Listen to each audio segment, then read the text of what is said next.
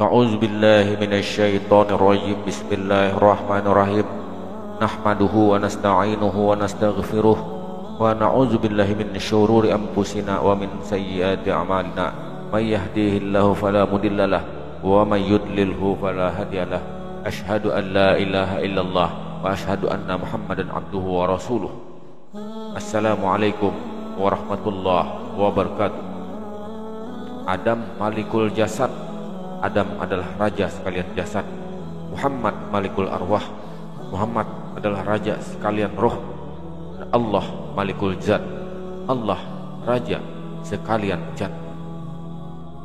Mengenal diri dapat mengenal Tuhan. Setelah mengenal Tuhan, dia tidak akan mengerti lagi terhadap dirinya. Ma'rifat itu ta'alluq, berhubungan dengan pengenalan terhadap diri. Pengenalan diri berhubungan pula kepada pengenalan terhadap Allah. Selanjutnya, bila seseorang itu sudah ma'rifat kepada Allah, barulah dia menyadari bahwa dia sendiri sebenarnya tidak mempunyai pengetahuan apa-apa. Arafukum birabbihi arafukum binafsihi. Orang yang benar-benar ma'rifat kepada Allah adalah yang lebih mengerti, kenal terhadap dirinya. Ma'rifat adalah kasab yang maksudnya terbuka baginya hakikat segala sesuatu ini. Fana dirinya, kemudian fanalah. Fana itu sendiri, artinya bukan dirinya sendiri yang memfanakan, tapi Allah lah yang memfanakannya. Dari tingkat ini langsung mencapai tingkat baqobillah, yang maksudnya Allah meliputi segala-galanya. Akan terasa kemanisan dan keindahannya, lebih manis daripada gula, lebih indah daripada yang indah. Tentang fana ini dapat dibagi dalam 3 tingkatan. Yang pertama adalah fana ilmu. Fana ilmu ini adalah fana segala sesuatu pada hakikatnya dilihat dari segi ilmu dan pengetahuan kita. Kemudian yang kedua adalah fana ain. Fana ain adalah fananya segala sesuatu sepanjang pandangan mata hati kita. Kemudian yang ketiga adalah fana hak. Fana hak ini adalah fana dalam arti yang sebenarnya, fana dirinya dan fana yang dilihatnya menurut pengertian hakiki. Mengenal tajalli Allah bisa saja kepada siapa saja, terutama pada rasul-rasul, nabi-nabi dan wali-walinya, atau kepada siapapun yang dikehendakinya. Apabila Allah bertajalli pada hambanya yang dia kasihi, maka tangan, kaki, mata, telinga, hati dan seluruhnya yang ada pada diri si hamba adalah tangan dan kaki Allah Subhanahu wa ta'ala. Banyak hadis yang menerangkan perkara ini. Penyaksian terhadap tajallinya Tuhan di dunia, menurut pendapat kalangan para sufi, bisa saja terjadi, tetapi bukan dengan kepala, dengan mata kepala, melainkan dengan mata hati yang memperoleh nur mukasyafah. Dalam hal ini yang perlu dicatat adalah penglihatan yang dimaksudkan bukan melihat kunhi zatnya, keadaan rupa, bentuk atau warna dari zat Tuhan yang diistilahkan bi ghairi kaifin wa hasrin wa darbin min mislalin, tapi pandangan syuhud mata hati. Untuk mencapai tajalli diperlukan ketekunan. Bukan hanya itu, jalan yang harus dilaluinya beberapa lembah dan jurang, perjuangan demi perjuangan, kesungguhan, lapar dan dahaga, yang diistilahkan jurang fana, fanaul fana, fana fillah dan baqobillah. Kemudian teori lain mengistilahkan takhalli, tahalli, dan berjalan terus sampai kepada tajalli. Takhalli adalah pengosongan dari sifat-sifat tercela, kemudian menghiasi diri dengan sifat-sifat yang terpuji yang disebut dengan tahalli.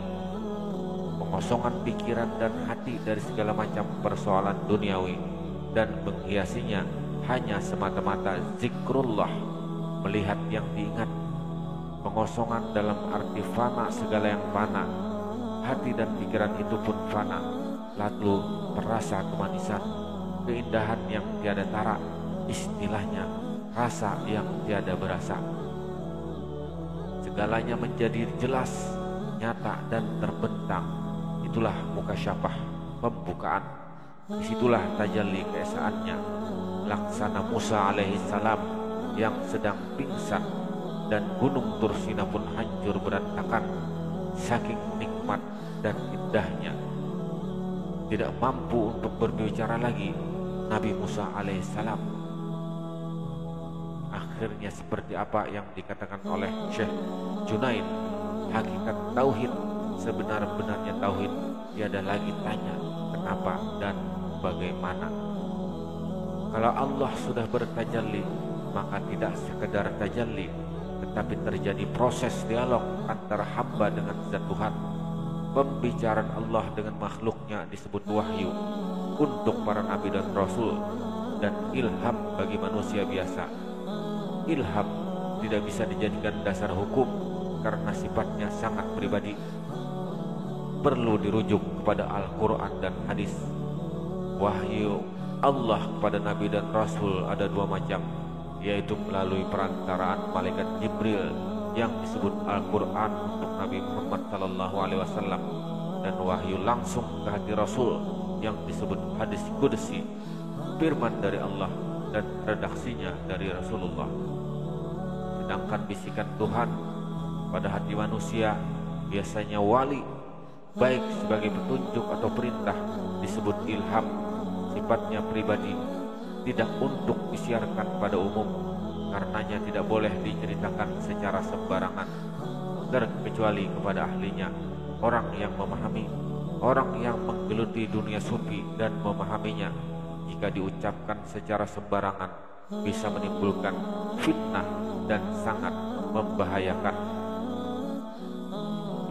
Allah bisa saja membicarakan kepada makhluk-makhluknya, berbicara kepada makhluk-makhluknya, karena bersifat mutakallimun, yang maha berbicara.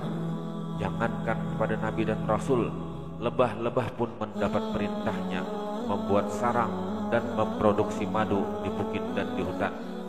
Ibu Nabi Musa, Maryam, yang manusia biasa, yang diberi wahyu yang isinya petunjuk untuk menghanyutkan bayi Musa ke sungai Nil. Banyak kisah aulia, wali-wali Allah yang berdialog dengan Allah. Salah satunya yang terkenal adalah Abu Yazid Al-Bustami. Dalam kitab Ihya, Imam Ghazali menceritakan karomah kekasih Allah ini yang bersumber dari Yahya bin Mu'az. Yahya berkata kepada Abu Yazid, "Wahai tuanku, tolong Tuan ceritakan pada saya tentang apa saja." Lalu beliau menjawab, "Aku ingin ceritakan kepadamu apa yang kira-kira baik buatmu. Aku telah Allah masukkan ke lapisan yang terbawah, lalu ia kelilingkan aku ke alam malakut yang terbawah itu, dan ia perlihatkan kepadaku lapisan bumi dan apa saja pada bagian bawah. Kemudian Allah angkat dan masukkan aku ke orbit yang tinggi, dan ia kelilingkan aku di ketinggian langit, dan ia perlihatkan padaku surga-surga dan arasy. Kemudian diletakkan aku di hadapannya seraya berkata, mintalah kepadaku apa saja, aku akan berikan untukmu.